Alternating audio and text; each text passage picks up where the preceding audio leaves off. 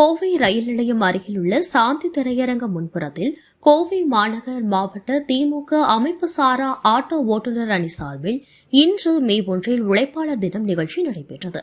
இந்நிகழ்வில் கோவை மாநகர மாவட்ட திமுக செயலாளர் கார்த்திக் கலந்து கொண்டு திமுக கழக கொடியை ஏற்றி வைத்து ஆட்டோ தொழிற்சங்க பெயர் பலகையை திறந்து வைத்தார். அதன் பின்னர் சுமார் 500 ஆட்டோ மற்றும் டாக்ஸி தொழிலாளர்களுக்கு நலத்திட்ட உதவிகளை வழங்கி வாழ்த்தி சிறப்புரையாற்றினார். நிகழ்வு முடிவில் அனைவருக்கும் இனிப்புகள் வழங்கப்பட்டன. இந்த நிகழ்வில் கோவை மாநகர மாவட்ட திமுக அமைப்பு சாரா ஓட்டுநர் அணி அமைப்பாளர் ஜெயக்குமார் தலைமையில் கழக மாநில தொழிலாளர் அணி துணை செயலாளர் தமிழ்ச்செல்வன், பகுதி கழக செயலாளர் பத்ருதீன், வட்டக்கழக செயலாளர் விஜயகுமார் ஆகியோர் முன்னிலை வகித்தனர்.